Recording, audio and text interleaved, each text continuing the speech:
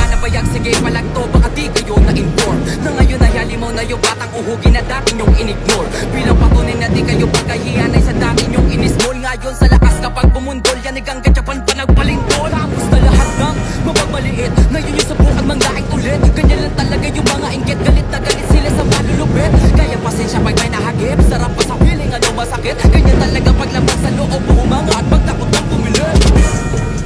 Puta diba napakasaklap, ginigiit na wala ko talento pero isa ka sa napalakpak. Tigil-tigilan ng kakaputak, sa pandinig mo ay isalpak. At damahin ang laman ng awitin hanggang sa ang utak mo'y mabakbak. Ano masarap ba? Nakakatuwa na lahat mga talangka. Pare-pareho ng kinahiligan pero batang ihilahan pababa. Dahil pati matanggap na kinaya ko na lahat ng hindi nyo magawa. Parang hinamak nyo lang mga karagatan na ang gamit lang ay bangka, ibang ka na yata.